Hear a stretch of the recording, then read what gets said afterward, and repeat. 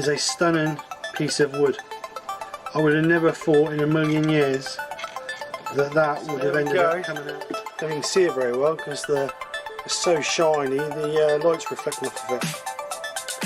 But I took that bit.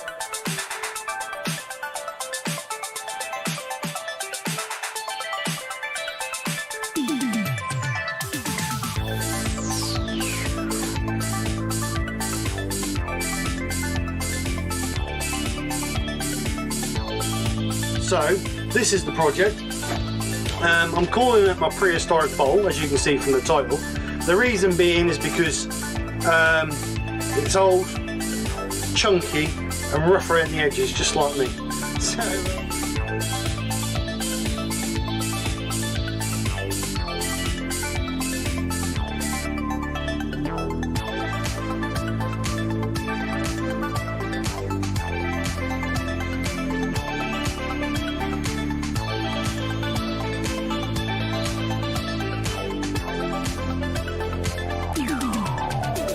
sticky and horrible. So yes, so yeah, nothing else to say really. It's failed.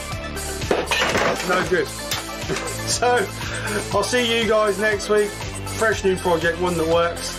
And take care. Speak to you soon, and bye for now.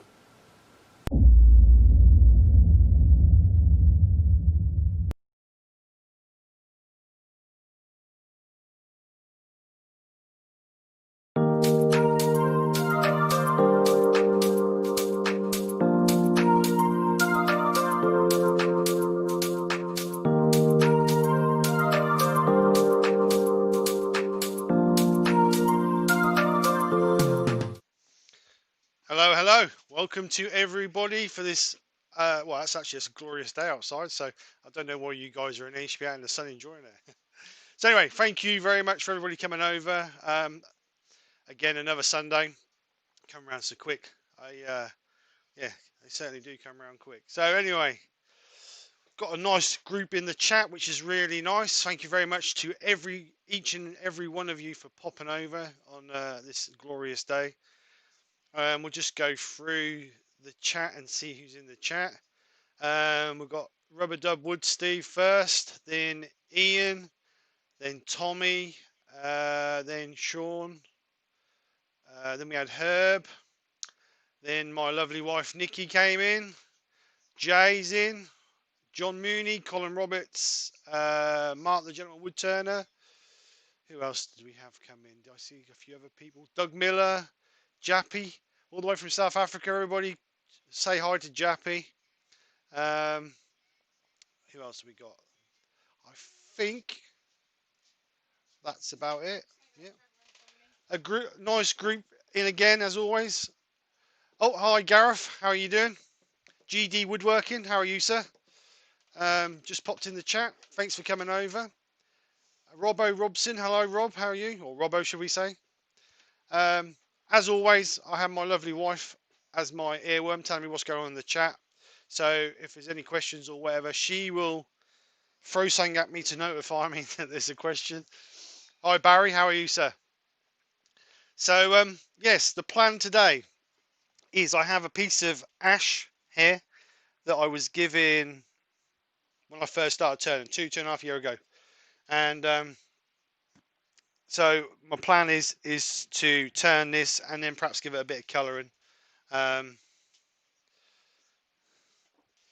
Yeah, give it some colouring and then just hollow the inside. I don't know whether I'm going to try and keep some of the natural bark because it is a bit of a funny shape. I may turn it so it's just round to get rid of it all because that would give us a better finish on the inside when we turn it out. So that's the plan. Yeah, basically that's the plan. Let's get on with it, shall we? That means you can put links in that in.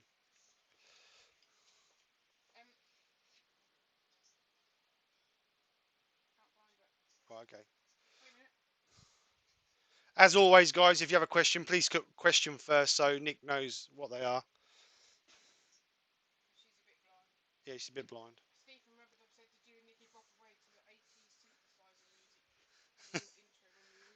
No, we're boring farts. When we was younger, we stayed at home watching telly. um, so no, we didn't. Is the question answer to that question? So I hope everybody's well. Hope everybody's been working. Sorry. Oh, hiya, Bob. How the? Thanks for coming over.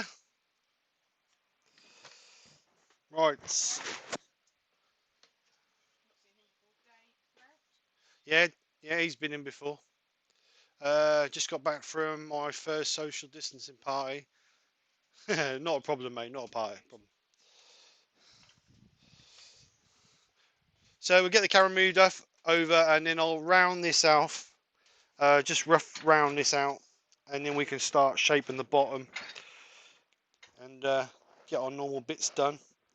So that'll be obviously get the mortise in there, and then we can think about what we're going to do with it. Like I said, I'd like to give it a bit of colour, but it all depends on how wet it is. It's like I say, it's been stood for 2.5 years. So we'll see. We'll see how wet it is and decide what we're going to do with it when we get done. Hi Scott, how are you? So let's change the camera and let's start roughing it out.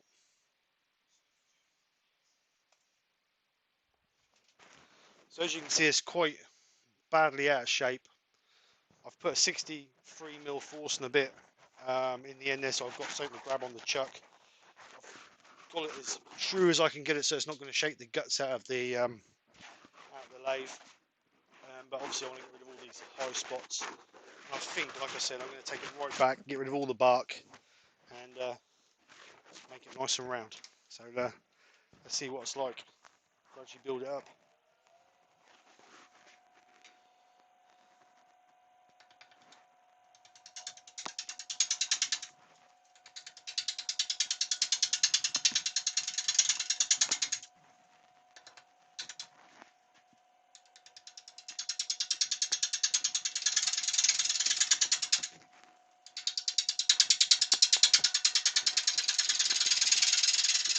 It's always a bit frightening when you're doing something like this. Well, not frightening, but a bit nervous because obviously when you turn it and it's rotating, all you can see is fresh air. So it actually looks like you're actually turning nothing.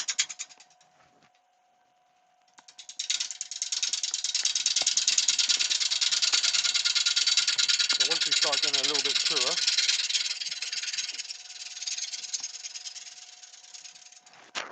we can start speeding up a little bit.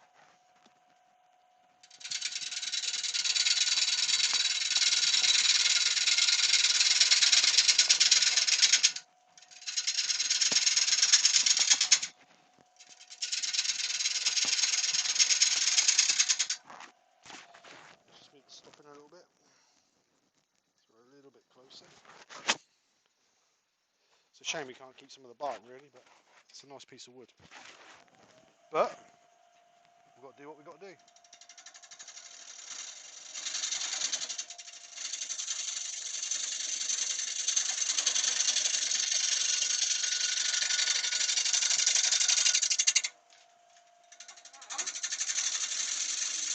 Next moment is getting covered in shrapnel.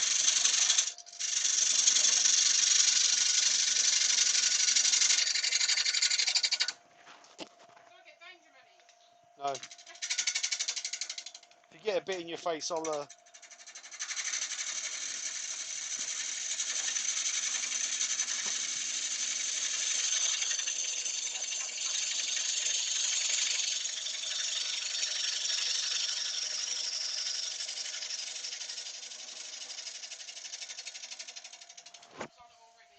what's he said? Just block him. Just block Scott, will you, somebody?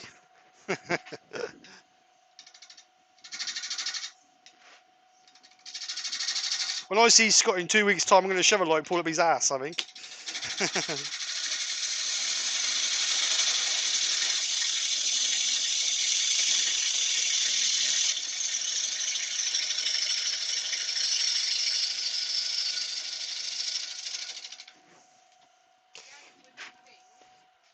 Yep. I bet it smelled nice. I bet it smelled really nice. So actually, it's not that far. You know, what I mean, we haven't taken. Haven't. It's not nearly there. Just gets the last little bit off.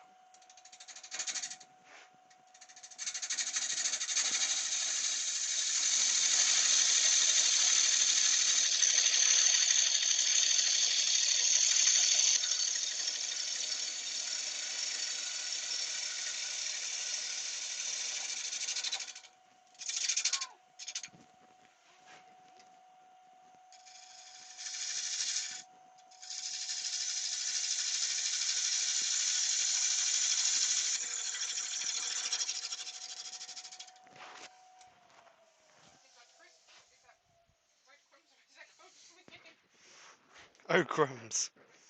Oh crumbs. That's quite nice. I like to leave. Yeah. I might try and leave that piece in. I quite like that piece. This bit's going to come out obviously as we curve the bottom of the bowl. But I might see if I can try and leave that bit in, just as a bit. I like to try and leave a little bit of a nature in, as they say. So let's level the bottom off. Get rid of all this old wax and that's on the bottom. Oops, a bit close. Jappy, it's a piece of ash, mate.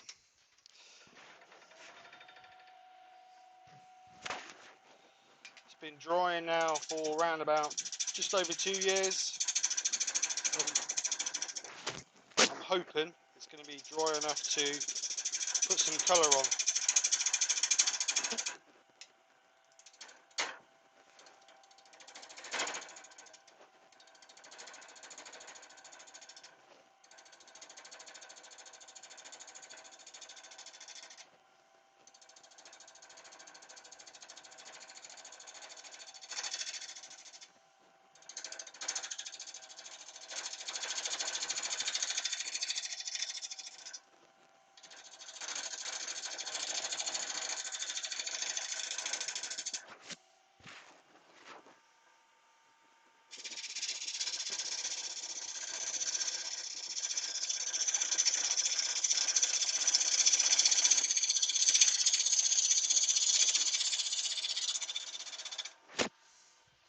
I'll move the camera, you boys can see then, can't you?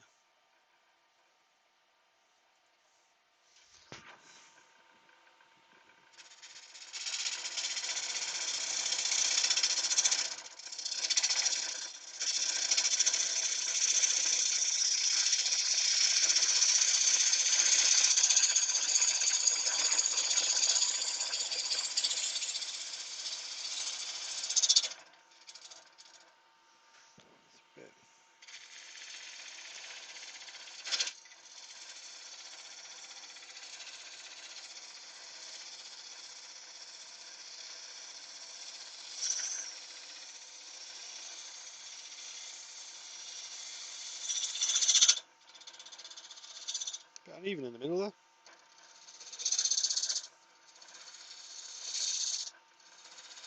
Obviously, because it's end grain, it's a little bit tough. I'm just going to finish it off with the 3/8 bowl gouge. Hopefully to give me a decent finish.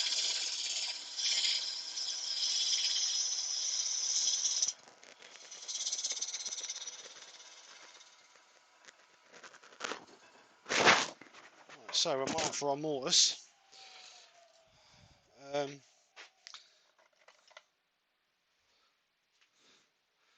Sitting with friends, getting I can't say that, Dr. Bob. Getting stoned, I like it. Dear oh dear.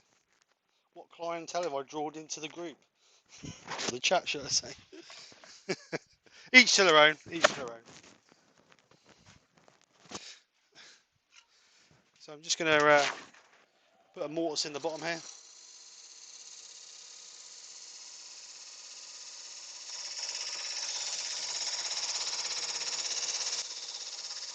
Do my mortise around about 5mm deep, just so we make sure it's deep enough, because we don't want it flying out, that's for sure.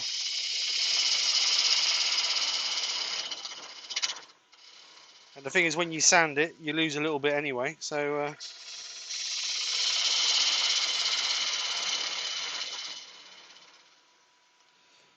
if it was a smaller piece, then I'll do the mortise a little bit shallower, but it's quite a decent sized piece of wood, so I don't want it flying across the room and catching me in the face. So let's make it nice and deep. So I'm just going to clean that with the parting tool, put a little bit of a angle of it to match the jaws of the chuck.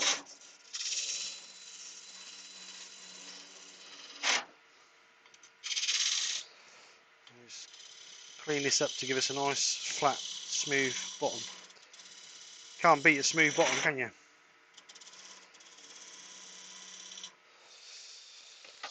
So I'm just going to get a pencil and mark where I want a foot. I want a foot around about there, just so that gives me something to sit it on.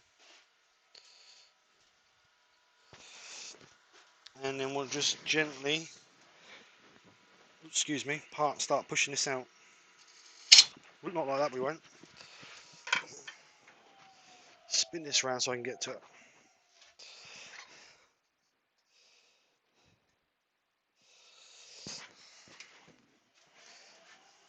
That's better, I can get to it now.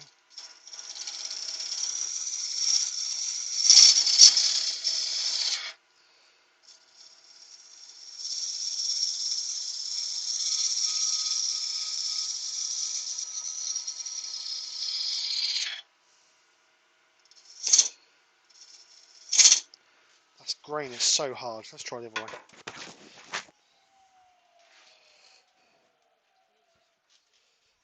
Huh? Let's put it in the other way. Easier, I think.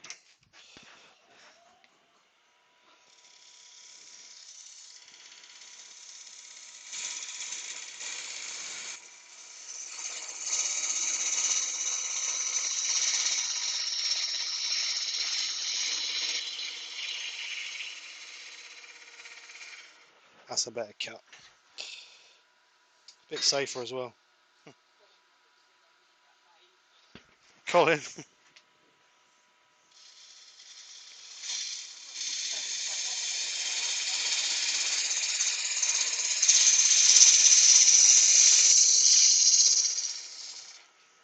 Sorry?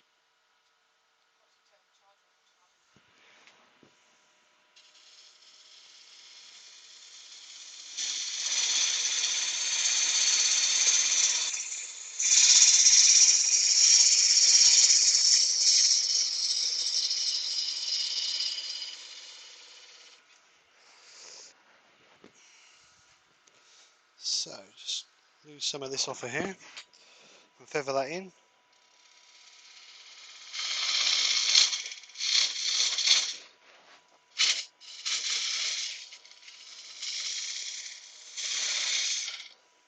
Trying to take too big of cuts, I think.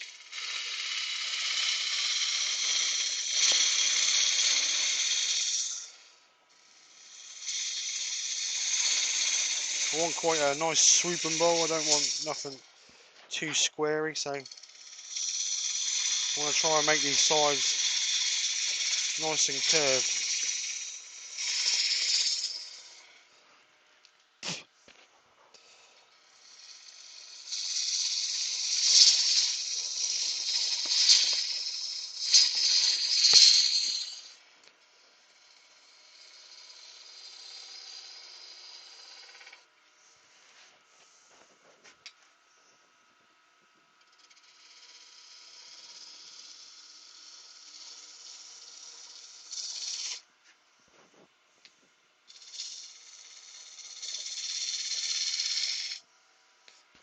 So that's the sort of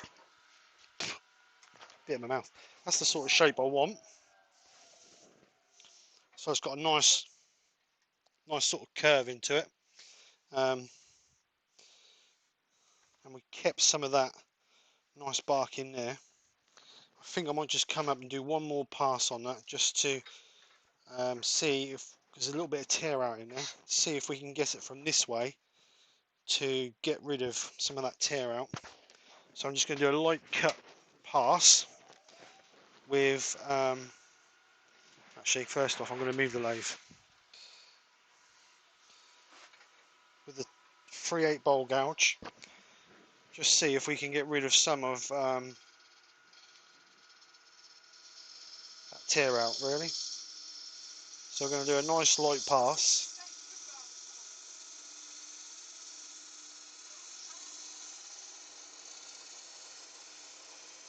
And hopefully we'll lose some of that tear out. Hopefully.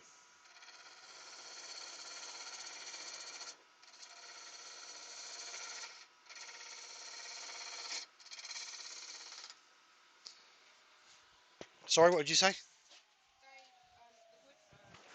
Oh, hi, Dave. How you doing, bud? Who, sorry?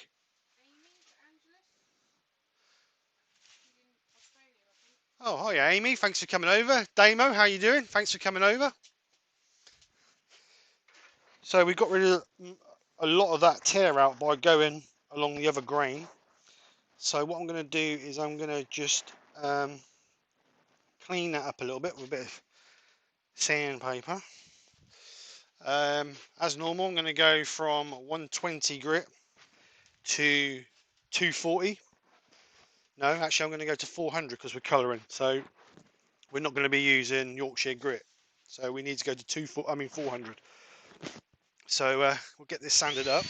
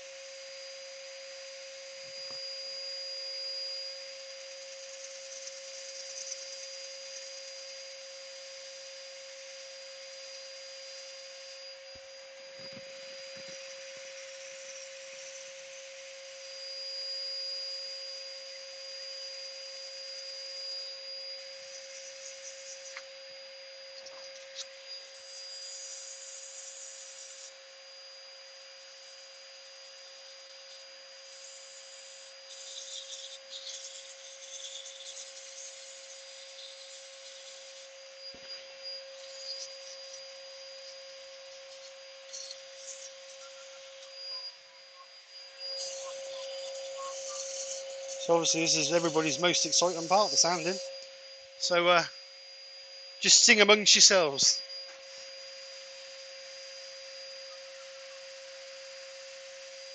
But unfortunately, we need to do it.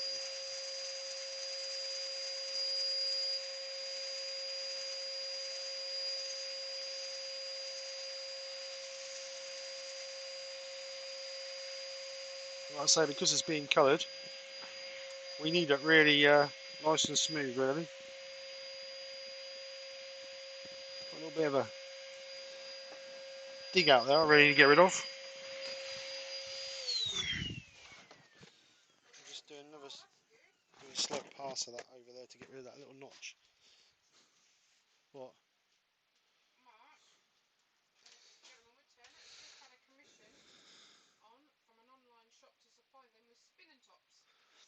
Congratulations, Mark. Very good news. Very good news indeed. So I just want to do this another pass because there's a little bit of a chunk out of that I really want to be getting rid of. I don't want to be leaving it in because when we colour, it will show it.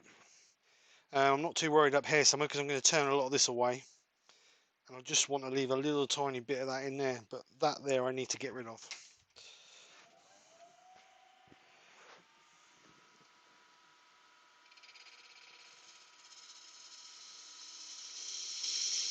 So I'm just going to take a nice little pass, light pass off of this.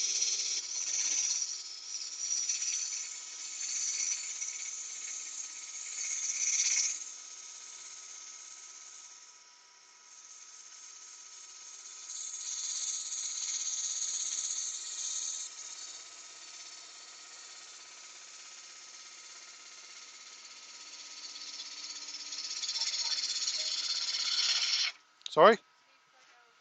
Hiya, Steve. How are you? Hope you're well, sir.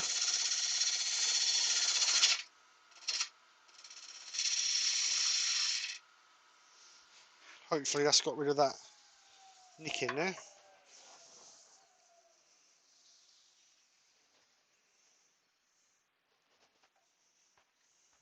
Yeah, that's better. Let's get it sanded.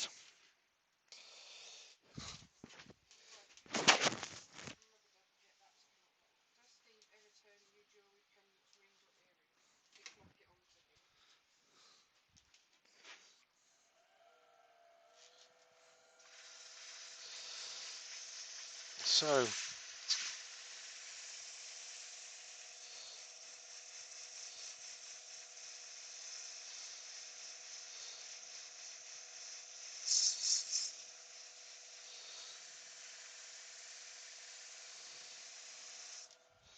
just try that with a bit of coarser, really.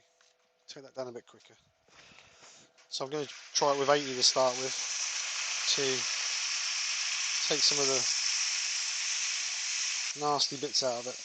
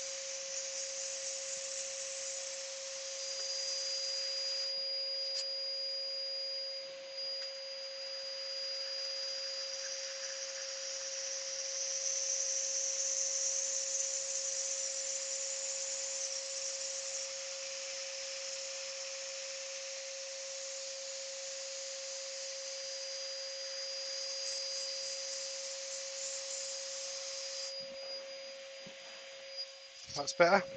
So now we go back to the 120. Who? Oh, hiya, who? How you doing, sir? Thank you very much. Oh, I can't hear you. Hang on.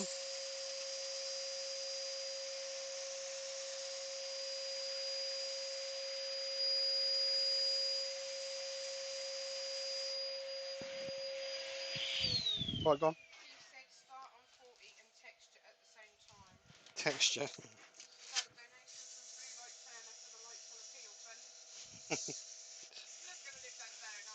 Me and Scott are gonna fall out. No, not really. Not over a stupid comment. Hue. It's a piece of ash hue. Yeah, it's a piece of ash. I'm just sanding. I started it from 80 grit because I had a few little notches in it, but it's they're all gone out now. So this is 120. Then we'll go up to 240 and then 400 because we're going to be colouring it. So obviously, obviously we need to get a good finish on it for colouring because if not, we're going to see every little bit, every little mark on it.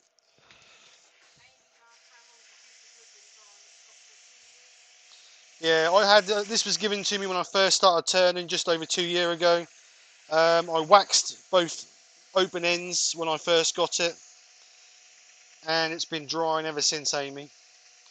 So I need to.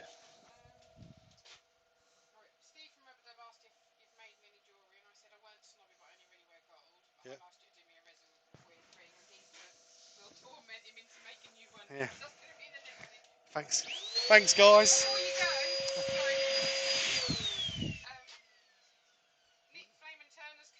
Oh, hiya, Nick. How you doing? Oh, hiya, Libs. How you doing, baby?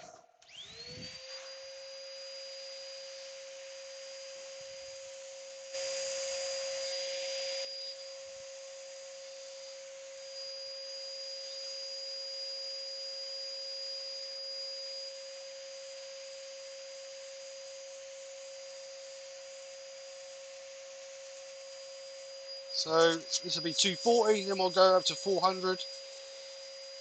Clean out the grain, and then we'll get some colours on it.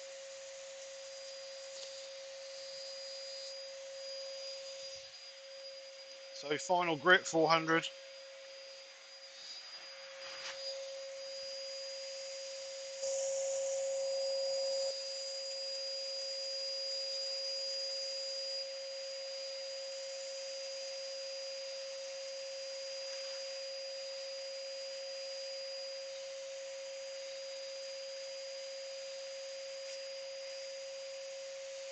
I don't know why I put that little step in there because it's always a pain in the backside to get a good finish next to it.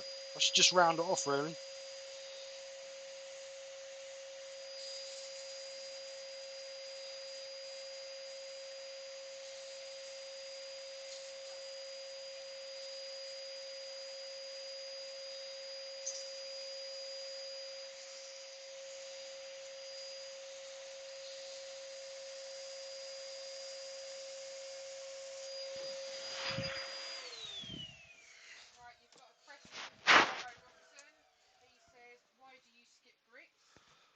Why do I what?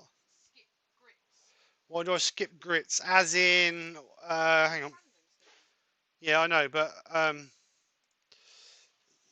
skip grits. I don't understand because the way the grits go are. I know you get 100, but 60, 80, 120, 240, 400, 600, 800. That's the grits that are mostly used. So what I've done on that is I've gone 80, 120, 240, 400. You can get a 320 grit, but to be perfectly honest, I don't really see the point of doing the 320 grit because there's not that much difference between that and the 240.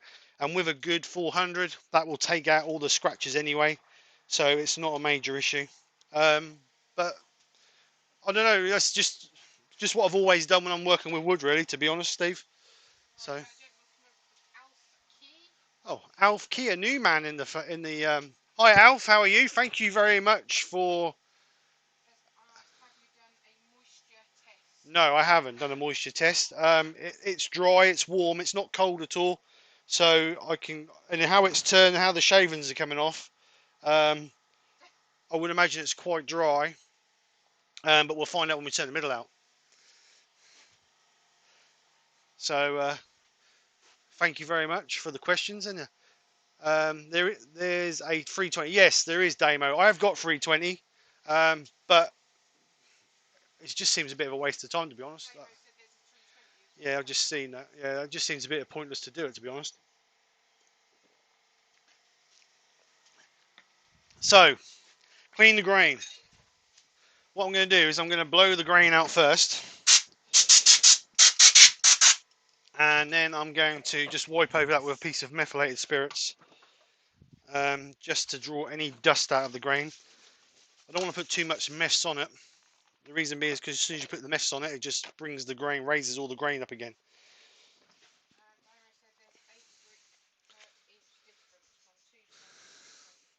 Yeah, there is.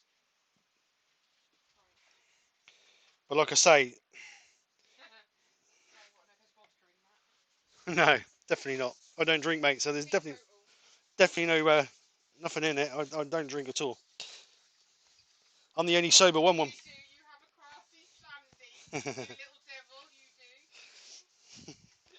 But nice bit of wood that is. Got a nice grain in it. Really nice. So let's brought all the dust out of it. Give it a few seconds to dry off. So I don't know whether I'm going to just put colours over it, or whether I'm going to put a black base over it first. I'm not 100% sure. No, Scott, I haven't. I haven't tried any. I haven't got any. I'm just about to put an order into Chestnut, so I might order some and see what they're like. I do use tack cloths when I'm spraying panels for cars and things like that. So I do use tack cloths, and I suppose you could use them for that. To be honest, I suppose they're exactly the same. So I think what I'm going to do is I'm going to put a black base over that, um, and then we'll sand it back because because the methylated spirits has swollen the grain a little bit, so we're going to need to sand it back a little bit anyway. No, you can turn that.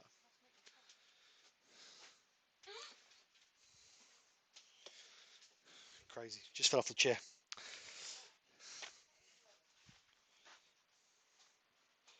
So I'll just get a pair of gloves.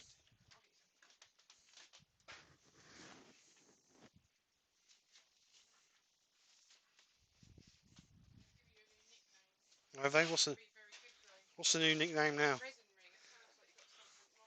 Resin ring. Sounds like I've got an illness. Do they do an ointment for that?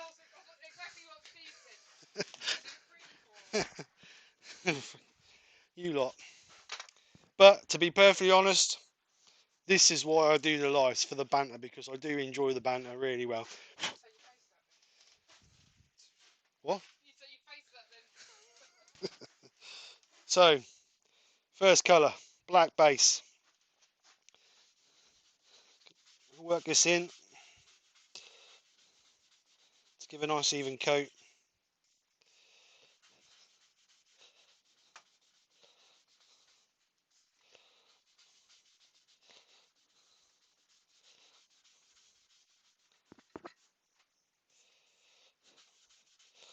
And then what we'll do is we'll leave this to dry for a few minutes, and then we will sand it back. And what this will do is it will only leave the black in the grain and the looser parts of the timber, so it will give us like a textured effect when we put our other colours over the top of it. That's the plan anyway.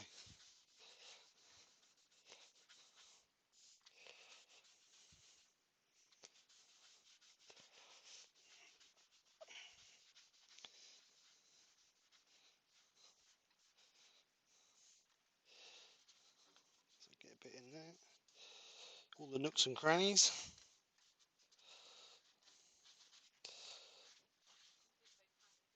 Yeah, I did say crannies, yes. We don't want no vulgarities on the channel, thank you.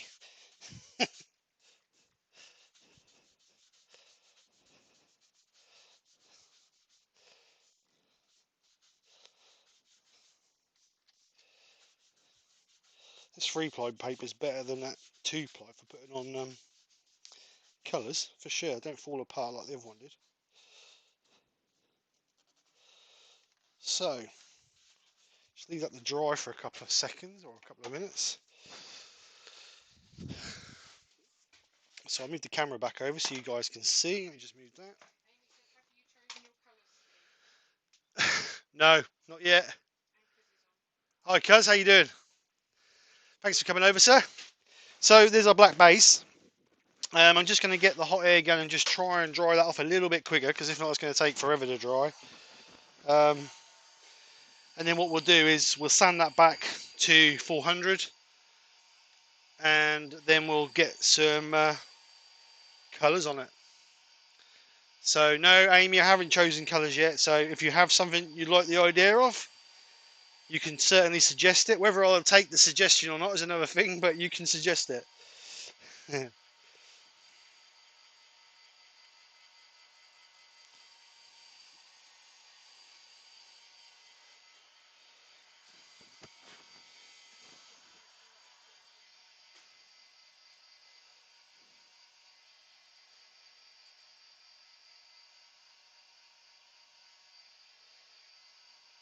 See you later, Hugh. Thanks for popping over.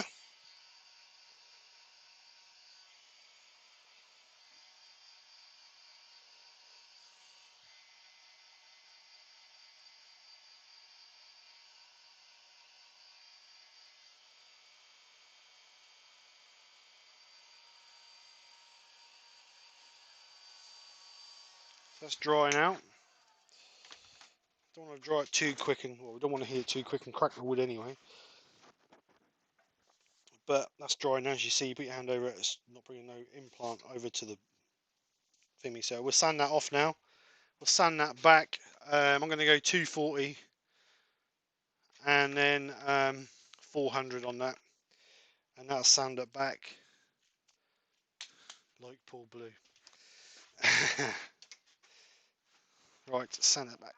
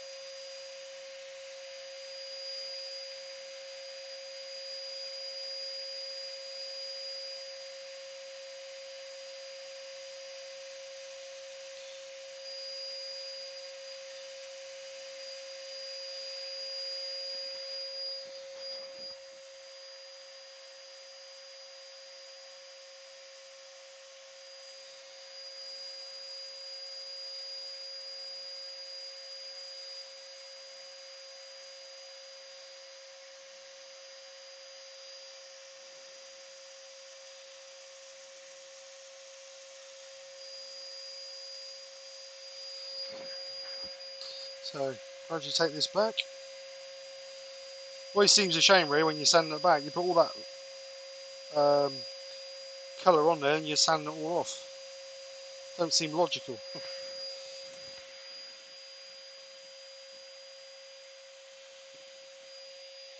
So, I think I'm just going to go a little bit further.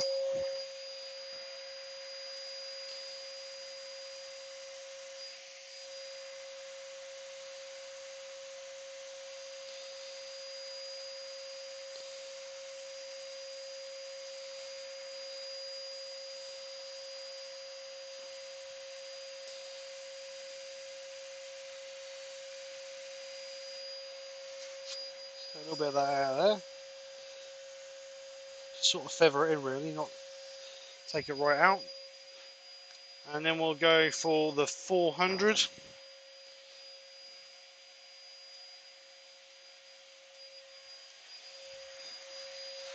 Just to smooth it out more than anything.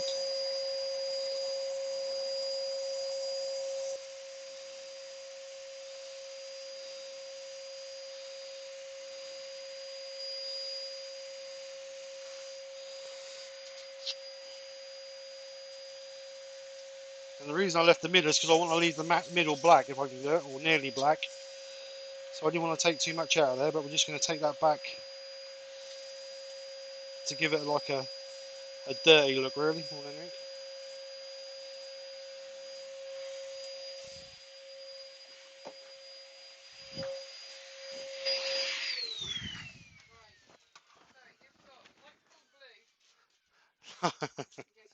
Scott?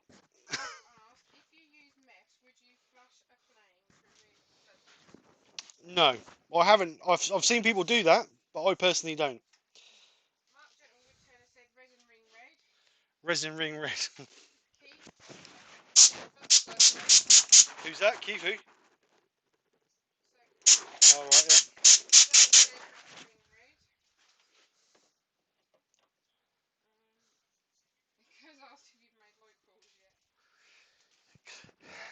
yeah. Cuz, don't start, mate. Don't start. Blue and green.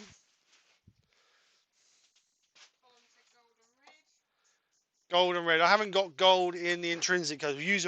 Colin, we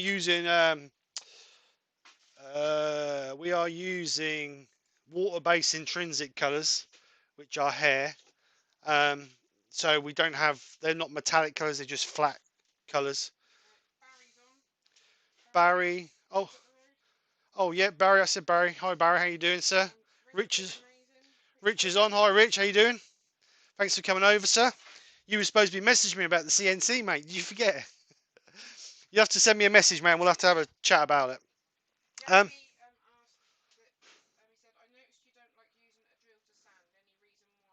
so again, a drill to sand. To be perfectly honest, Jappy, I haven't used one yet, but I'm going to have a go on the inside. The reason I haven't done the outside is because obviously we're colouring it, and I knew I didn't want to mess it up on the outside. So that's why I've used it the normal way. But I'm going to have a go at power sanding the inside with the drugs. I'm going to leave it natural. So it's going to be a first. Yeah, Yeah, I was thinking about putting a gild cream over it, but I'm not 100% sure yet. What? Yeah, I was going to put a gild cream over the top, but I'm not quite sure yet.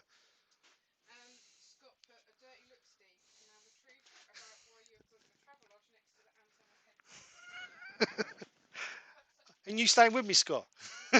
You said you'd stay with me. Yeah, just message us, Rich, and we'll sort something out, mate. Right, so colours. I've lost track of colours now. So what do we have? Reds, blues, greens. Uh, what? That's black. It's a black base. I always do red. Shall we do something unusual? Shall we do blues and purples? All right, let's not do that then either. They're the colours, love. Pick a colour. I'll bring it to you here. Orange. You want orange? You want more than one colour? The boss has spoken. She wants orange. So we need another colour, Nick. Pick another colour.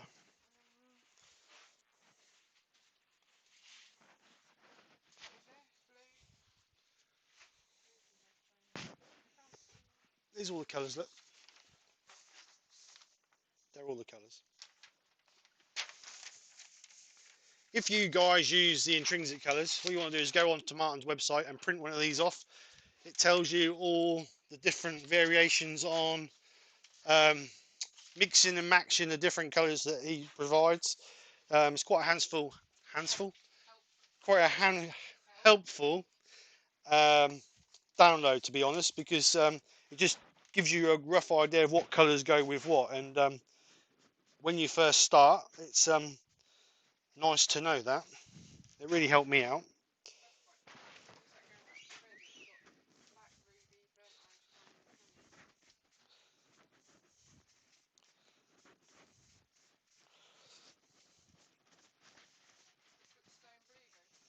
Don't know. You tell me what colours you want, and we'll do it.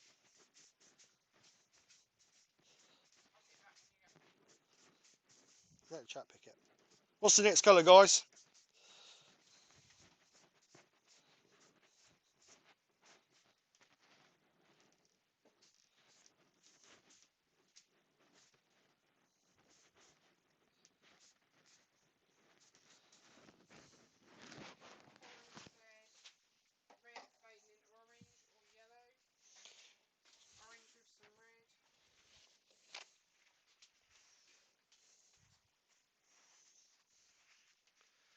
So we've got yellow, we've got red.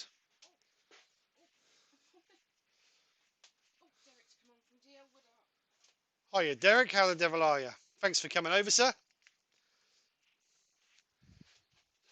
So if we do a flame red first, let me move the camera so you guys can actually see something. That'd be good, wouldn't it?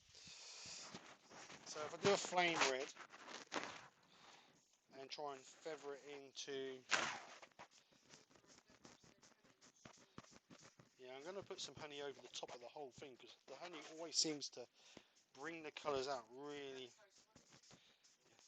really nice.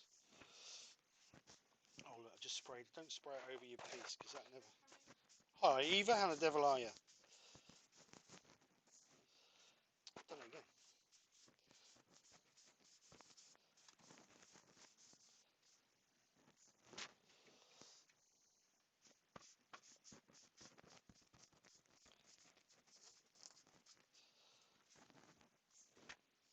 So I don't want to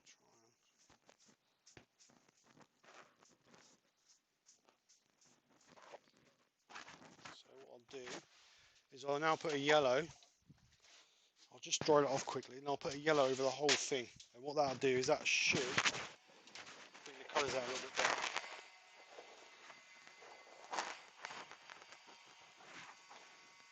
But when you do colouring like this, it's not until you actually put your sand and sealer over the actual colours pop. So don't despair until you put your colours over it. Either I sent your piece off to you yesterday morning, so hopefully you should have it midweek.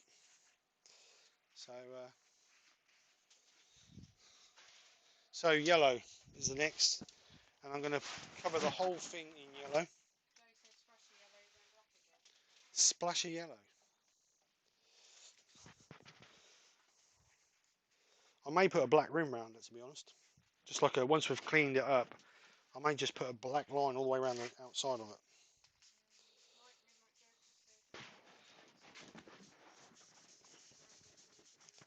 So what I'm going to do now is I'm going to go yellow all over it, and what that should do is blend in all the colours together.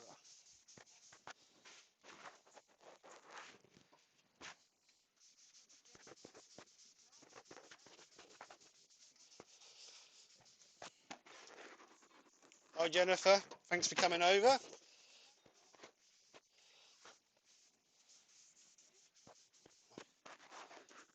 think I've seen Jennifer in other chats, but I don't think she's been over to our channel.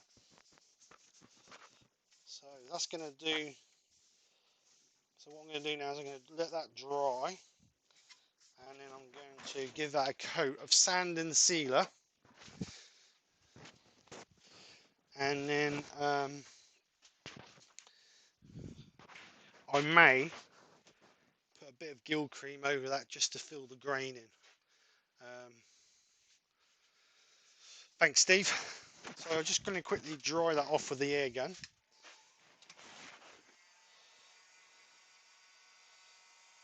So we can get some sand and sealer. Like I say, when you put your sand and sealer in, it always makes the colour pop and gives you the more richer, deeper colour, which is nice. So when I first started doing colouring, I was always concerned that it didn't look very nice. And then when I spoke to Martin, he said, well, once your sand and sealer's on, obviously it's going to bring the colours out better. But which is true, and he should know because he sells the stuff. So what I'm going to use on this, I'm going to use Hampshire Sheen's pre-finished, or pre-finned, sorry, sand and sealer. The only reason I'm using this is because I found with this I get a better finish. I used to use the chestnut one, which, don't get me wrong, good product, but I never seem to be able to get a nice shine on it.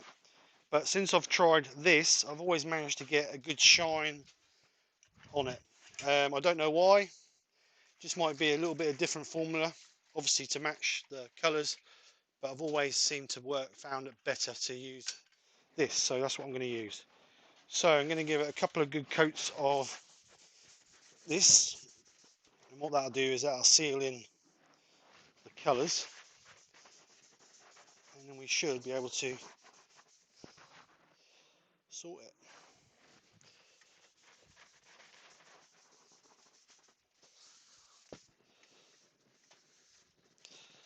Obviously when you put your sand and sealer on, you're always going to get colours come off of your piece, but don't worry about it too much.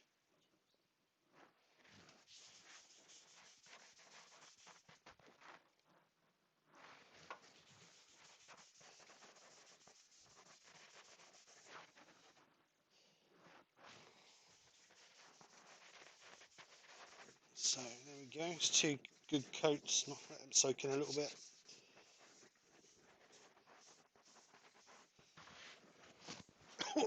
It's a bit fumey.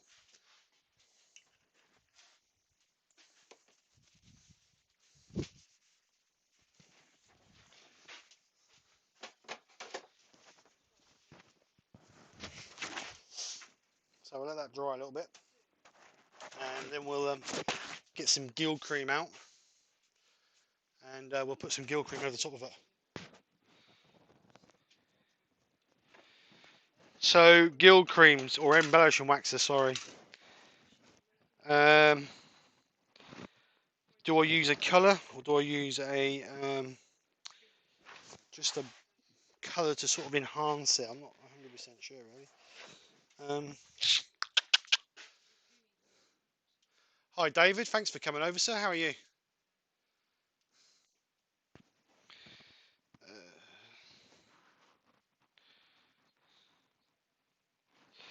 I might use a gold, to be honest.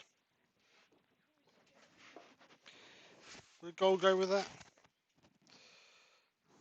What do you reckon, guys? Gold?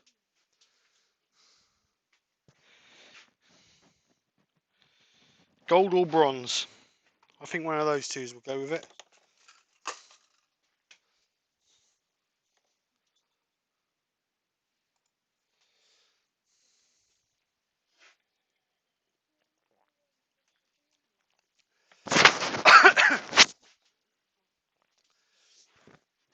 So, what do you reckon?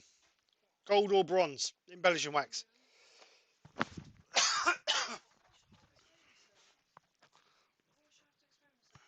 Yep.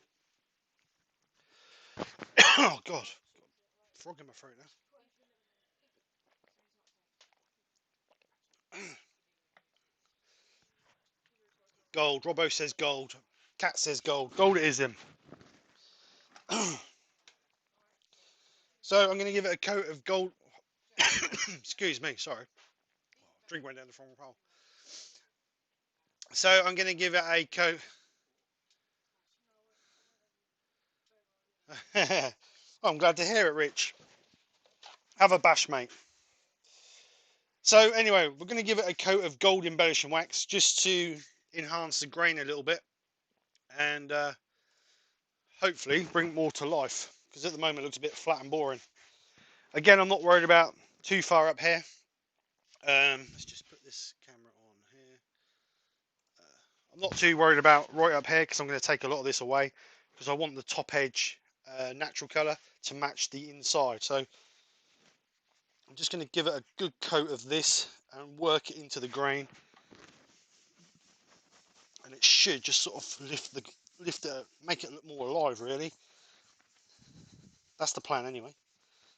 But you need to work it in the grain really, really well and get a good cover on it to make it work. Really, I've tried when I first had it. You know how you are. You don't like using too much, and I never really seemed to get the effect that I was looking for. But after speaking to several people, you have to put a nice generous coat over it and get the grain full, so when you polish it off, it's left behind. So that's the plan. So we'll just get the grain filled up.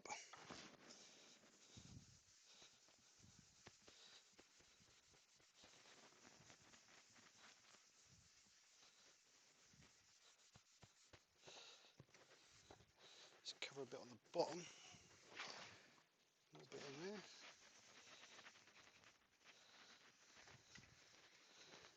And that should be hunky dory. Just going to go over it once more just to make sure we've got all the grain full.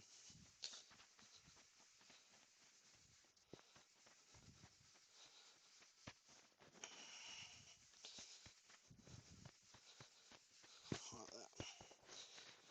And what I like to do, I like to leave it for a couple of minutes just to soak in before we try and buff it up. Hi Hugh, how are you? Thanks for coming over.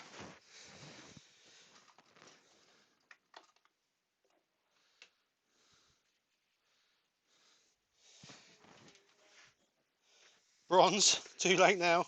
We've put gold in. Sorry. But like she says, that's to enhance the grain, nothing else, just to make it stand out a little bit better. So yeah, it looks good. I like it.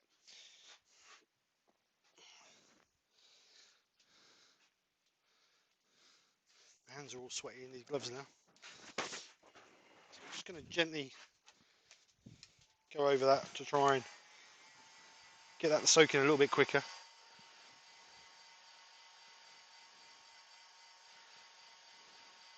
Don't know what that bit is down there. I reckon there must be a bit of chemical in there or something.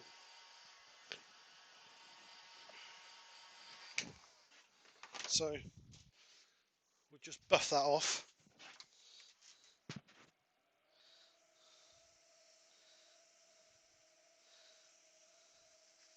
take off the excess of the embellishing wax. It should leave behind a nice coat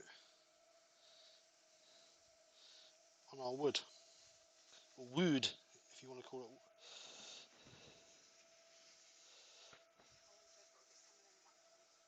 Yes, Colin, you should. You should. They are really good. Like I've said many times, when I first started turning, I really didn't think that I would be into colouring like I am. The reason being is because I believe that you should see natural wood as it's naturally. Yeah, natural, as its natural form. But after speaking to several makers and speaking to Martin at Maker Central last year, you're not actually covering the wood, you're just enhancing the grain. Pardon me. So, yeah, you do get some stunning finishes. You really do. So, like that. So that has just finished that off nice. You've got a slight hint of colour coming through with your 3 different colours. You can't see the red too much. You can see the orange and the yellow, but not the red too much. And then you've got like a thin film of sort of gold over the top of it. So yeah, I'm really happy with that. That comes out really nice. I'm really happy with that. So just need to put a finish over it now. And it's only right that we put the high gloss over it, seeing as we used Hampshire sheen for everything else. So we'll put some Hampshire sheen high gloss over the top of it, just to give it the final finish. Hi Von Hank, how are you? Thank you very much for coming over. Good to see you in the chat. Thank you very much for your kind words. Amy, the answer to your question is my favourite combo is flame red, burnt orange, and honey. That's my favourite combo. With then what I like to do is then put, if I'm turning out the middle, I like to put a black ring so you turn to the edge of your black, so it gives you like a fade in line. That's the best combo I've ever done, and I quite like the look of that. And then what I did with that, I gave it 7 coats of clear coat lacquer, so it had like a mirror finish on it. And yeah, that's the best combo I've done. Yeah, exactly. That's the problem. Some timbers won't absorb the colours like other timbers do. Ash is quite good for it. That's why I decided to colour it, because ash is really good for colouring, because it just loves to soak up the colours. I like the blues as well. I've done a blue and purple one. That was quite nice. I haven't used the natural colours, what they call natural colours, which is forest green, earth, and pear green. I haven't used those. I think I've used them once. But I'd like to do a natural bowl, which, well, not natural. It is natural, but those sort of colours on it. But I haven't really messed around with those colours yet. Yeah, the earthy colours.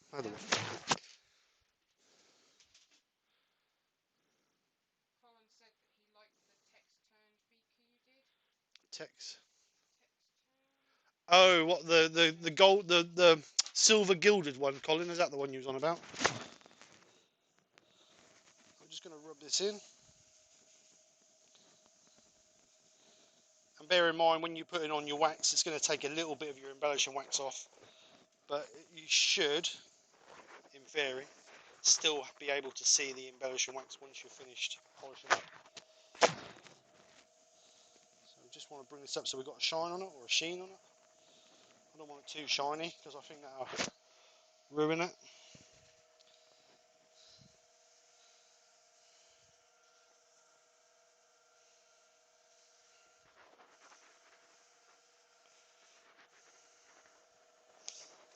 I'm just going to go over that with one more bit of tissue, just to take any excess off it.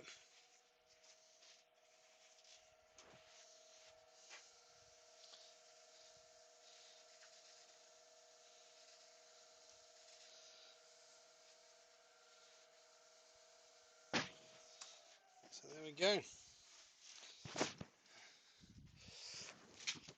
There we go. That's the bottom done. Hands are sweaty and wet. As you can see, you can still see your goldy gilled cream in there, or embellishing wax, sorry.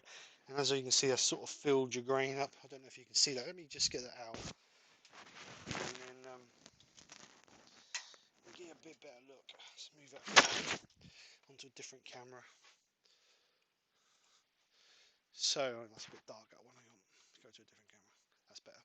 So as you can see, around this side here, you can see your gold in the grain, and what that's all it does is the embellishing wax just fills in the voids in the grain, so that gives you that nice, looks like a gold ring around your bowl. So yeah, that's all it does. It just fills up those voids in your grain. So what we do is we get this in the stock, in the chuck even, and we'll get the front finished off. Sorry? Yeah.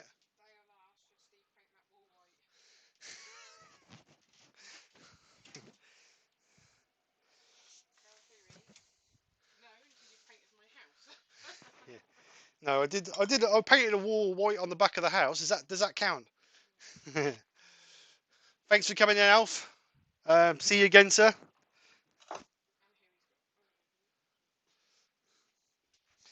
So we're going to smooth off the front. I'm going to take some of this away because I don't want it that deep.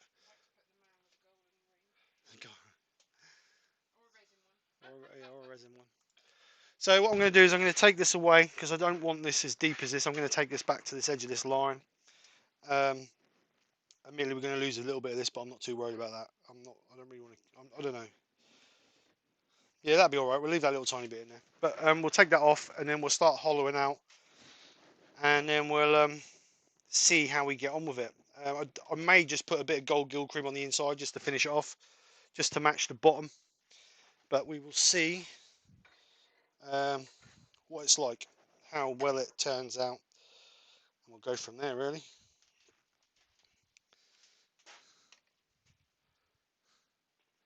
Resin ring.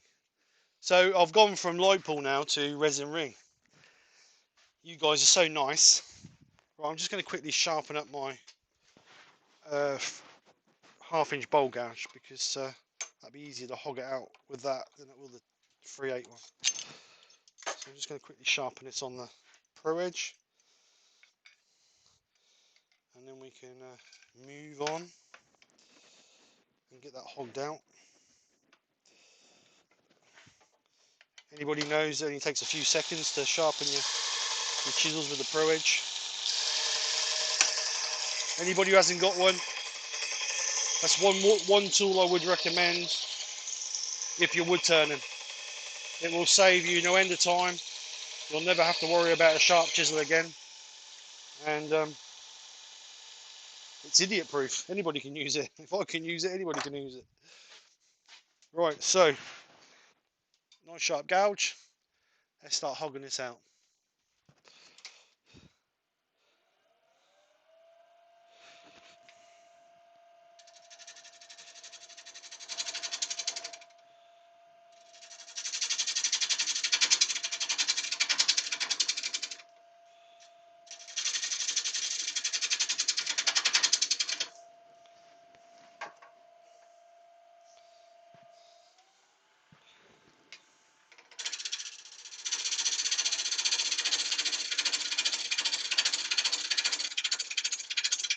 Well, the front of this is a bit uneven, so if we get leveled up, then we can start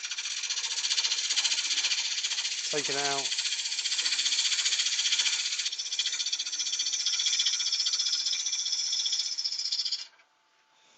Just a couple of passes, and that should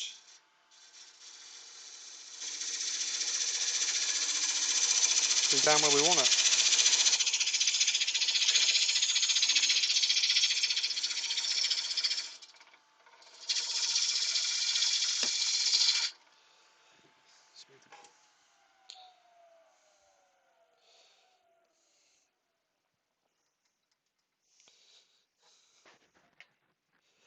So just want to take a little bit more off there, not a lot, just a little tiny bit more off there.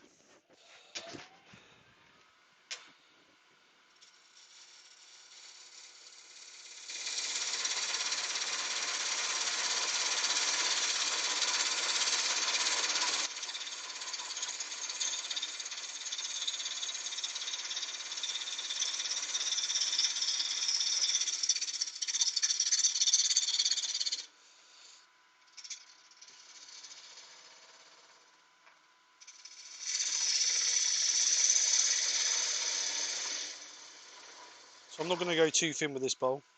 I normally try and get them quite thin, but I'm not going to go too thin with this. Two reasons. The first reason is I want it looking a bit old and chunky. And then the second reason is because it still may be a little bit moist, I don't really want it to go stupid shapes.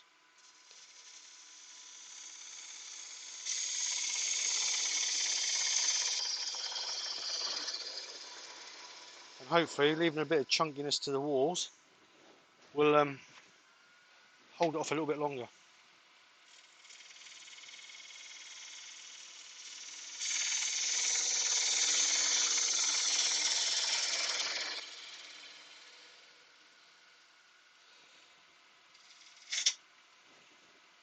That grain is so hard.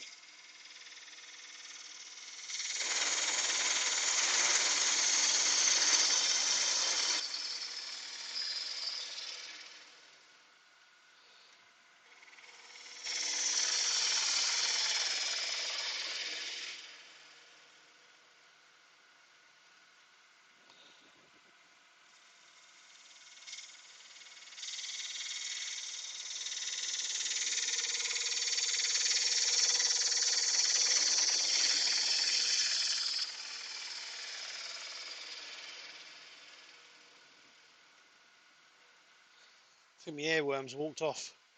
So,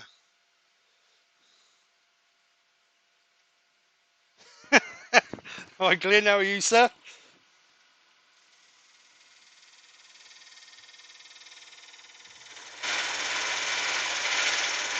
You can hear how hard that wood is, boy.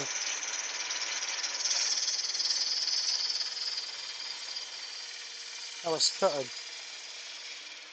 That is really, really hard, that bit of wood. Whoops. Bloody hell, Stephen, calm down.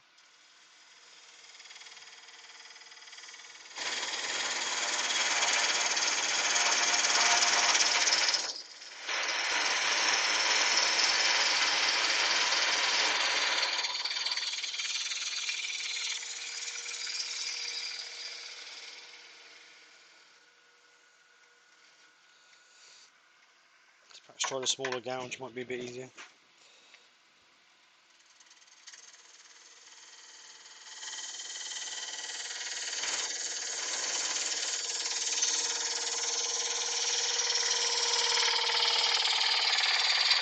So hard. Alright, bigger one's definitely better.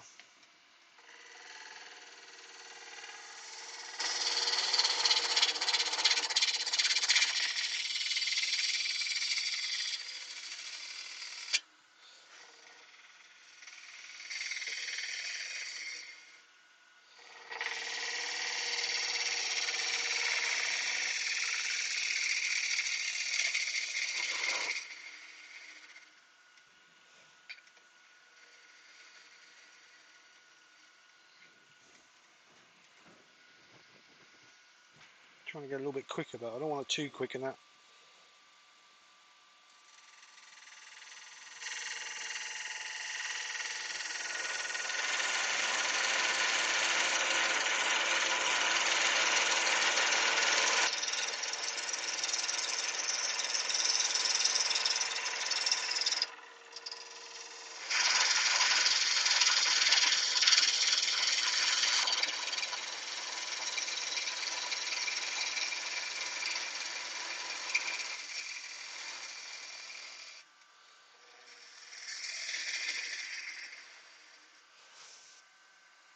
Let's move this down a little tiny bit.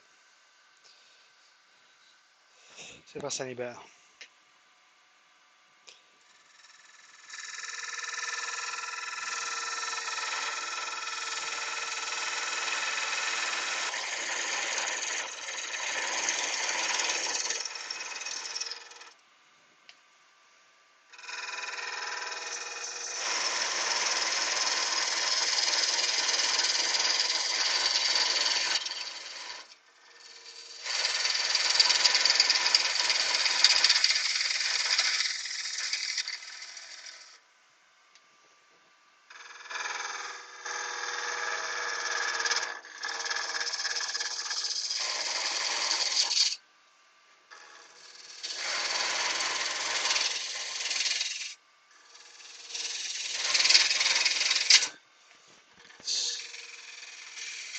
control.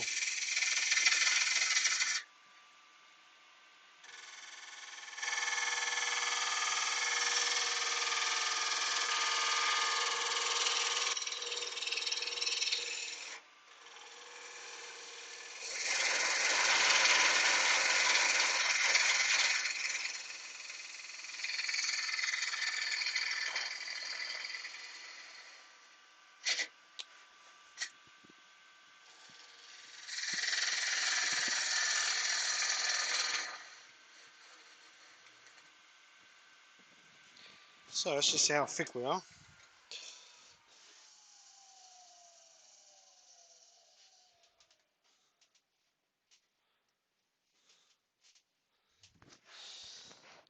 So we are around about, I would say, 15mm thick. So I may take that down just a little bit more, just so we can try and get it look a little bit, oh, excuse me, a little bit more classier. And perhaps one more pass.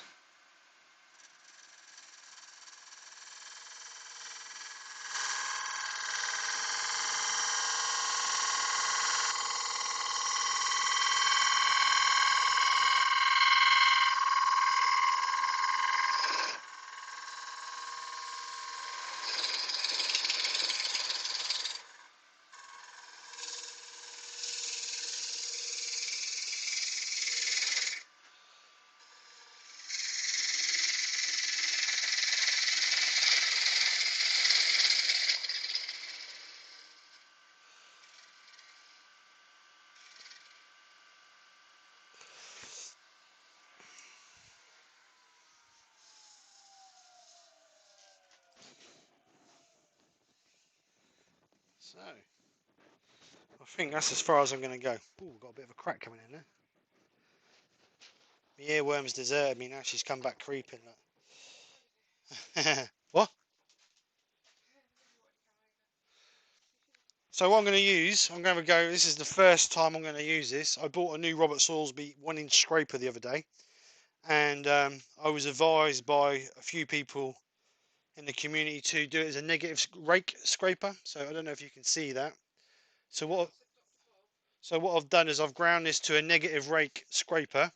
So we've got 60 degrees at the bottom and then 30 degrees at the top to give me the scraper. So I'm going to have a go of this. I've never used this. It's the first time I've used this. So we'll see what happens.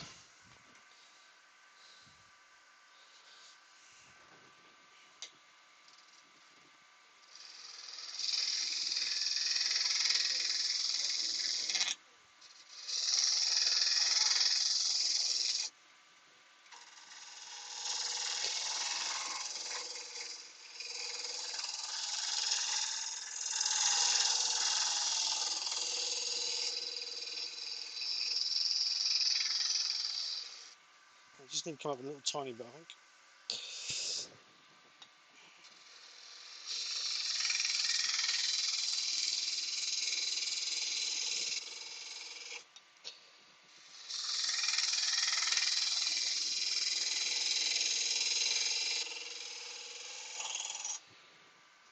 Take that off nice and fine, if nothing else.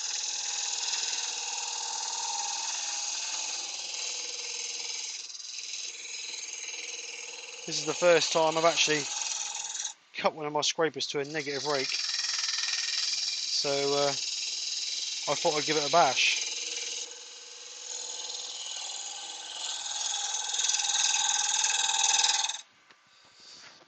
So I'm just going to clean this edge up here. So what I'm going to do, I'm just going to feather that in a little bit so it's got a slight little bit of a slope to it.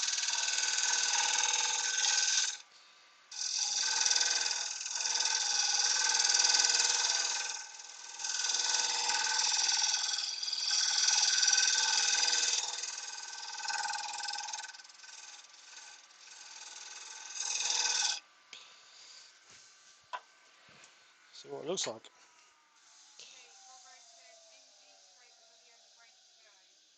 Yeah, yeah, yeah, no, I agree. I agree with that because they are a lot safer. And like I say, if I'd have used a normal scraper, that would have been digging in and snatching. But that just sort of rides over it and cleans it up. Okay, you get a little bit of tear up, but it's a scraper. It's not a cutting tool. So I'm really happy how that's going, because there's no stress through the handle at all, where a normal scraper you'd have had stress through the handle. So Bob to Bob, what's the matter?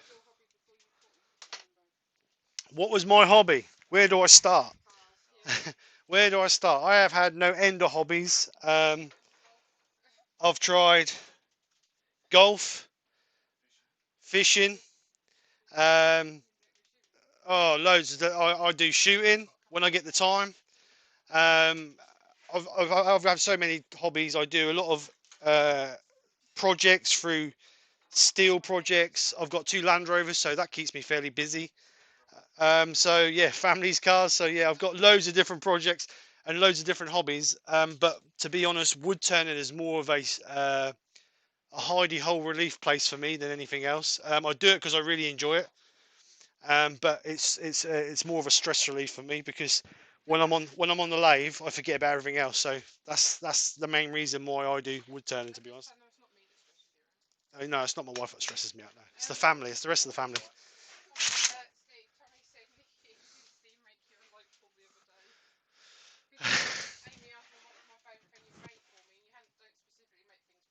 No, I don't make them for her. I make them for myself. Salisbury, a Sorbie, not Salisbury. God, I only do it the one joke, Glenn. Salisbury. Yeah, very shiny headlights, Glenn. So I'm going to have a go at power sanding the inside of this.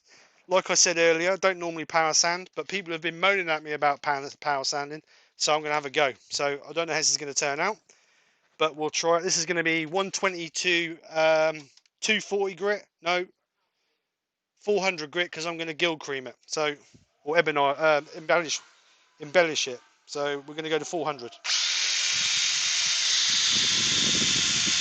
So what I'm using to sand with is a 2-inch sanding pad on a flatbed pad, Velcro flatbed pad, and what I've done with that is I've got a flexi foam pad to give a little bit of flex. So that's what I'm using, and I'm just using it in my normal work drill, which is a 18-volt Makita combi drill. The reason being is I don't actually possess what I do. I possess one electric drill, which is an SDS drill, which is a bit OTT for this. So I thought I'd use a combi drill, my battery combi drill. But the trouble is, because it's only a small bowl, you struggle to get in that tight corner there.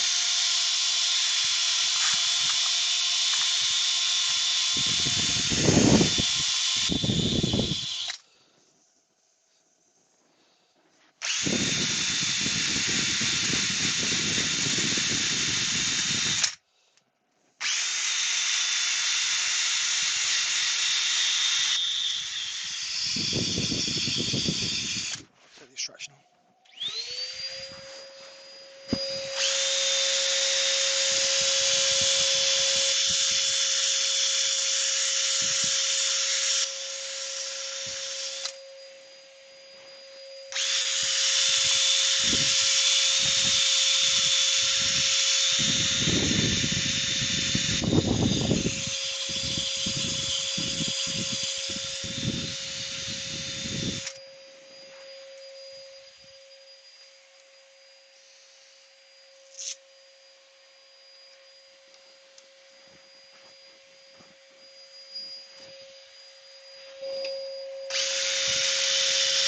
So 240.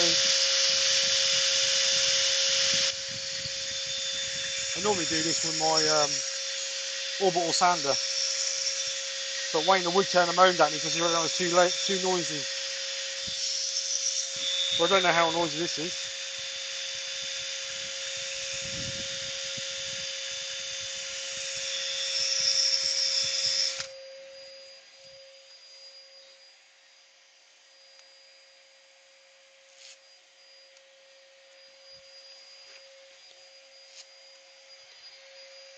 So final grip 400, and then we'll see how well it's come out.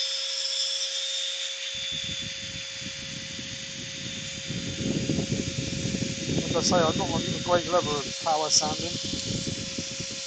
It doesn't take that long with the inertia sander, to be honest, but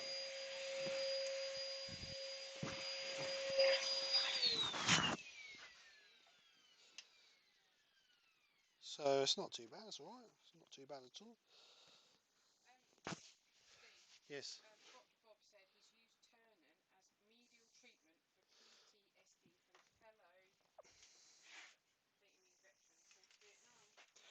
I can imagine that really does work because I was in a dark place, I don't know, 18 months ago, and the wood turning in the community has really helped me drag out of it, to be perfectly honest. And that's the reason why I carry on, because it's a stress relief after work. You have a rubbish day at work. Well, not a rubbish day at work, but running your own business, you do have a bit of grief. So it's just nice to get away from that. And wood turning helps me. So that's why I do it, and I really enjoy it. And I love the company with you guys coming over, joining the lives, the community, the friends I have in the community really does help as well. So thank you all for coming over.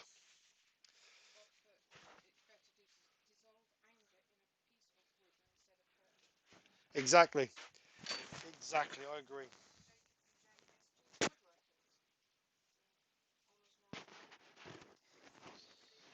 Sorry.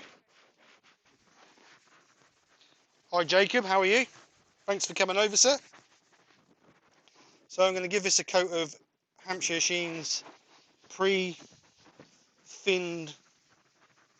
cellulose sealer. No, not cellulose, sanding sealer. And then we can turn that, actually you can see what I'm doing then, can't you? Turn that around, there you go. You can see what I'm doing now. And we'll give it a couple of coats. And the question to me, or from me to you guys, is do we stick some gold gilt embellishing wax in this to match the bottom, or do we leave it au naturel? So let me know what you want.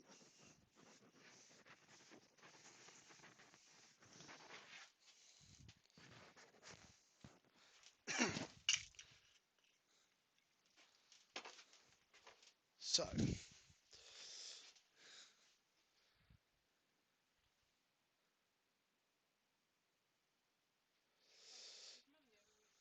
yeah, I did read that. Yeah, yeah, that's what happened to me. Um, who's JSD? JSG? Jacob. Yeah, that's what happened to me. I lost my grandparents, and that hit me really hard.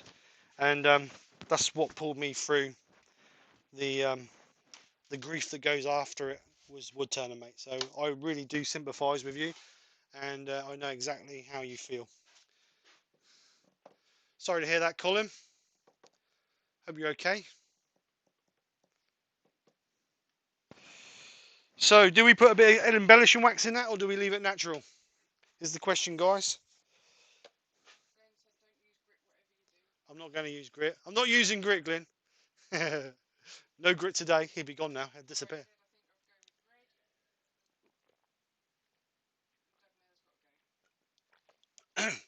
See you later, Doug. Thanks for coming over, mate. It's warm in here. It's hot in here. It's alright insulating your workshop, but that holds the heat as well as getting rid of it. You're keeping the cold out.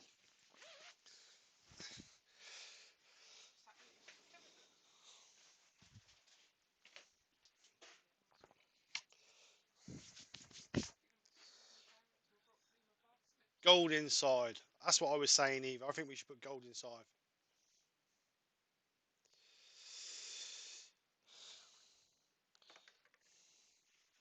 Only pair of gloves. Au naturel. Who? I'm not putting red in it. Nothing more certain than that. Who? Is that because I'm not using grit, Glenn? It's got to go. I promise I'll use grit on the next one.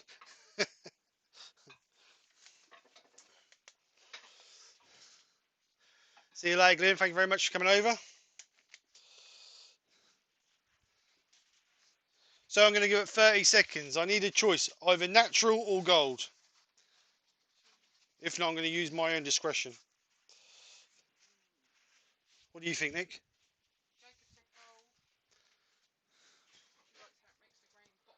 Pop. Yeah, I think that'll just match the back, to be honest. But you won't see you won't see it very well because it's on white. Well, the natural colour, natural colour of the wood. You better or you're sacked. Thanks, Glyn. And here we have Yorkshire grit, the wood turner's abrasive paste. Am I re-employed now, Glyn?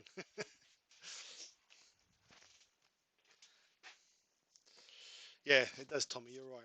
Yes, I would recommend wood turning to anybody who has not mental health problems, demons, who has demons. Because it does. Once you're concentrating on that, you're totally forgetting about everything else. So, very much so. But anyway, let's not bring the demons back. Right, so I'm going with gold. I've made the executive decision. Oh, everybody's coming in. Everybody's coming in as gold now. Right, so let's move this in as gold. Again, exactly the same as the back. We're going to rub it into the grain, nice and firm, to enhance the natural grain that's already there. And then, like I say, you won't see it. A lot of it. It'll only be when it hits certain lights you'll actually see it because of the way the grain is. But it'll just be a nice sort of little contrast on it once it's a finished piece, really.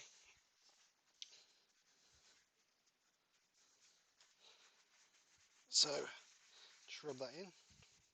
It's a slight little crack in there. I don't know whether that's just the way the grain is or whether that's an actual crack coming. I'm not quite sure. But we'll rub that in.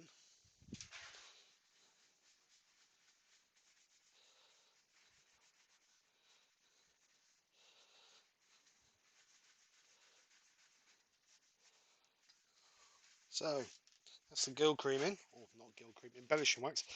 You don't have to use embellishing wax when you're doing your bringing out the grain. You can use gill creams. This is a gill cream from Chestnut Products. You can use that or the silver. They also do a copper one, I believe. But what I've also used acrylic paint for bringing out the grain, which works quite well. So you don't think you have to use the proper stuff. Just try it. At the end of the day, if you don't like it, you just take another pass on it, take out what you don't like, and do it again. It's not all written in stone. It's all about trial and error. So I'm just going to buff this up to take the excess of the gold off, and then we'll get our finish over the top of it.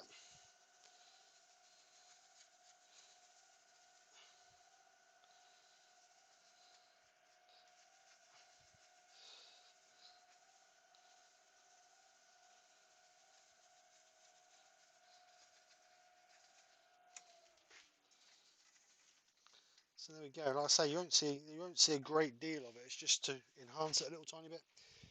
So again, I'm going to finish this off with the Hampshire Sheen finishing wax. Only reason being, it seems right because we've used everything else Hampshire Sheen, so why not use this? Finish it off with. If you wanted to use it for obviously putting fruit or whatever else into it, obviously if it was bigger, not this size, you could coat it with lemon oil or a food safe wax. So multiple choices. So I'm just going to rub this in, work it into the grain, into the wood. I'm actually going to give the whole thing another coat, all on the back as well, just to bring up a final finish on it, because obviously where we've been handling it, there's a few finger marks in it and that. But you could, if you did want it to be finger mark free, you could use microcrystalline wax on it. What? It's gonna crack? No, don't say that. It's quite dry actually, Robbo. I thought it was going to be quite wet, but the actual shavings that come out of it are really dry. It's been drying for 2.5 years. I believe they say it's 6 months for every inch. Well, it was round about 3.5 inches thick, 4 inches thick. So in theory, that's 2 years. But we'll see. It'll be in the workshop. If it does, it does. If it doesn't, it don't. Does it? It's not being today. Yeah, it does. It does. It doesn't. If it don't, it don't. I just. You put that. I was going to say. I thought Dale was in the chat then. I thought Dale was in the chat then when that came up. Yeah. So I mean, I'm not. It is quite thick to be honest. I've left it a good 10 mil thick. So, and I'm not going to take it into a warm house. It's going to be left out in the workshop. So, we'll see what happens.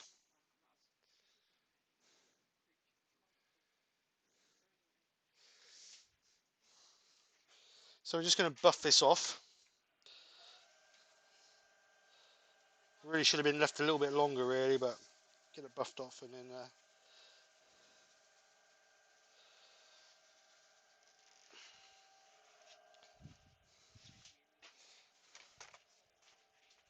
1 year for every inch. Ah, right. So should have been 3 years then. 3 years plus. Oh well, we'll see what happens. I'm not going to cry over it if it does. It does. It does, doesn't it?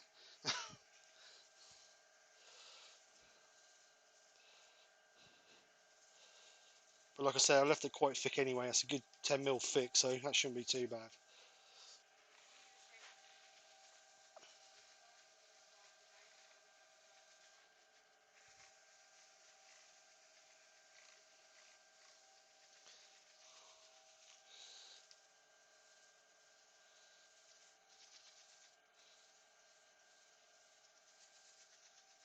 So there we go.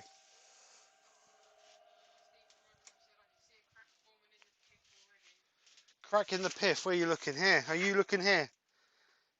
I don't think that is a crack. I think that's just the way the grain has grown. I actually thought it was a crack. Microwave nuke it. But if you're thinking that bit there, Steve, that is not actually a crack. I thought it was, but it's not. It's actually the colour of the grain. Because I thought it was a crack as well, but it's not. Alright, let's take it out. Have a bit of a gander at it. Oh, I've got more wax over my chuck than I've got anywhere else. By the looks of it. Yeah, if you're meaning this bit here, Steve, I honestly did think it was a crack, but it's not a crack. It's just part of the colour of the actual grain. But other than that, there's no cracks in it. None at all. Looks good. I like it. Looks good. So, let's get a pretty picture of it, shall we? So there we go. Don't know if you see it really well. So again, guild cream with the intrinsic colours. I don't know what that is down there. That, oh, there is it here somewhere. That looks like a chemical mark to me. But yeah, the lights are a bit. Oh, let's see if we can get a bit better. Ah ha ha ha ha. That camera's not very bright. Let's move back over here. Hang on. Let's go to this one. Let's try this one. That's better. So as you can see, the embellishing wax just fills that grain, just enhances the grain. Nothing too intrusive. Again, I don't know what that is. Like I said, I think that's a bit of a chemical mark or something. Obviously, what was in the tree. We managed to keep a little bit of the bark, but not a lot. And then obviously the natural finish. So, but like this bit here, I honestly did think that was a crack, but it's not. It's just part of the grain. So there's a little mark in there, but that's not a crack either. So yeah, it's good. Just ignore it. Who's on about it?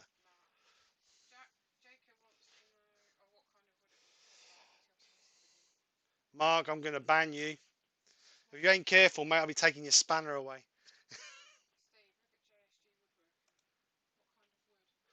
It's a piece of ash, Jacob. It's a piece of ash that started off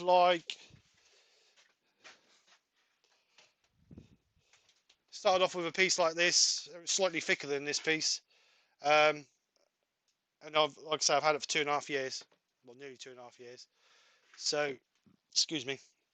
So I thought it was about time to have a bash of it, and honestly thought it'd be wetter than what it is. Oh God, I've got indigestion. Thank you very much, Steve. So yeah, that's the project for this week, guys, or today.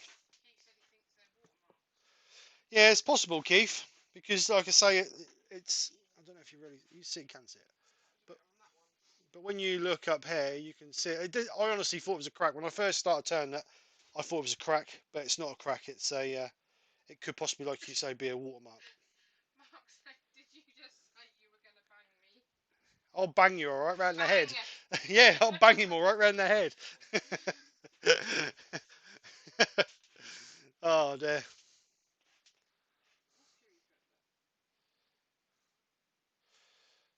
So can I ask that question, mate? Go on, Hugh. Hit me. Where's this off-centre bowl you was turning? I thought you took the challenge for an off-centre bowl, or whatever I did the other week. Off-centre wall Oh, art. yeah. You said you was going to do that. What happened to that? Very nice. So anyway, yeah. There's the finished product. What I'll do is always I'll put some images up on social media when we finish, so you guys can get, because obviously the cameras never do it justice. So I'll get some pictures, stick them up on social media, and we'll go from there. No, Scott, put your link up. Put your link up, mate, for your live tonight. Is not a problem at all. Stick it up. So thank you everybody for your generous comments. We're waiting for Hugh's question. Where is it? Oh, it is. Are you sure it's okay? He's white. It's something going to be about knots in my logo. Either knots or light bulbs. Yeah, it's one of the two. I don't know why I call you lot my friends. So the opinion on the power sanding. I'm not overly impressed with it, to be honest. I don't think it's. I personally think the inertia sander is just as quick, but that's my opinion. Um, it might be better on a bigger bowl because I know a lot of people do really big bowls. Who he said, what is the knot for in the logo? Yeah, I knew it was something about that. Bloody logo. I'm gonna. I'm just gonna ignore any comments about logo from now on with the knots. I'm just gonna ignore them. I said, so you don't forget, innit, mate? Yeah, so I don't forget. Tie a knot in it. Tie a knot in it twice. See, you lot don't understand because yours ain't long enough to tie two knots in. Oh dear. So anyway, guys, if there's any questions, stick them in the chat now, because if not, we're going to call it. So this afternoon we have Stuart's not on today, so no Stuart Farini.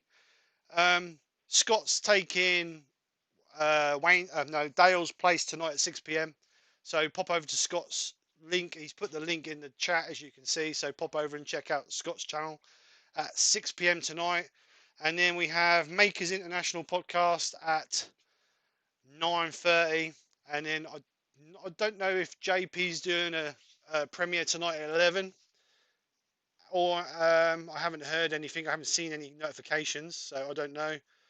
And then Caitlin normally at 11:30 has got a premiere as well. Caitlin the cat has normally got a premiere as well. So don't go and check those out. And then we're back to the start of the week. It's Wayne the Woodturner at dinner time tomorrow, and then Andy Heel, Bespoke, is on tomorrow night. Tuesday lunchtime is Andy. Rich Beard 16 on Tuesday evening. Wednesday lunchtime is Nick the Flaming Turner. Wednesday evening is Wayne the Woodturner. Lunchtime Thursday is myself. Evening is Rich Beard 16 Invasion, and then the Blue Light Turner. And then Friday lunchtime is Wayne again. And then Mike Wold. Yeah, sorry, Mike Wold on is.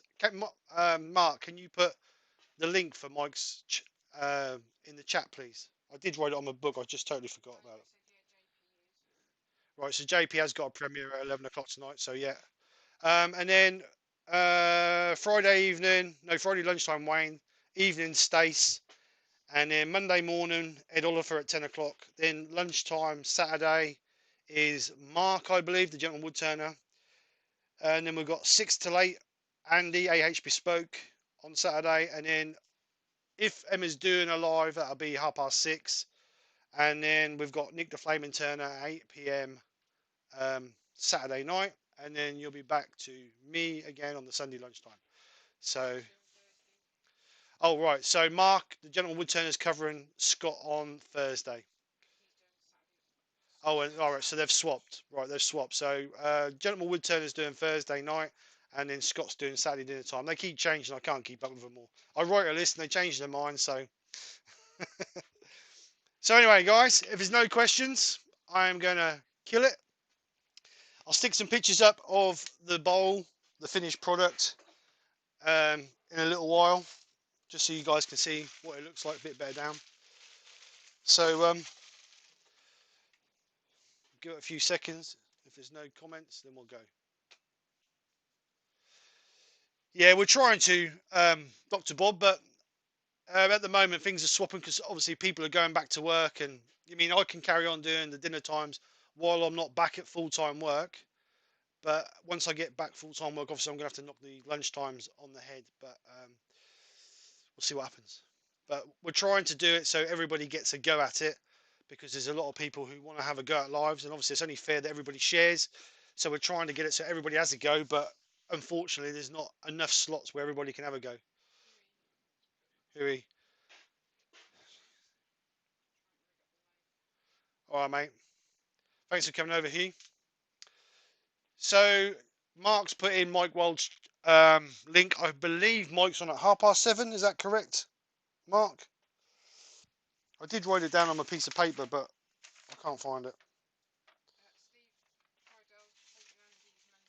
Oh, right, okay. So Steve, see again, that's changed again. So they're all over the place. So again, right. So Steve Twydale's, is it 9 o'clock, Steve? I take it. So okay, I'm gonna have to write a new list because my list is obviously obsolete now because people keep changing. So we'll have to see if we can do something and get it so it's printed up. So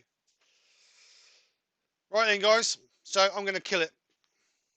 Thank you so much to everybody who's come over. Just one more quick look at the bowl before we go. I'm really pleased how it's come out. It's come out quite nice actually. And that gold embellishing wax has just finished it off. There's a couple of little nicks in it, but obviously that's part of the wood. We can't do a lot about that. But no, finished really well. I like it. So hey guys, thank you very much to everybody who's come over. Thank you very much for the banter. Thank you very much for the chat. Thank you very much to my wife for the earworming when she's here, when she don't keep clearing off. So so hey guys, have a great day. Speak to you soon. Take care and bye for now. Bye. That's all, folks.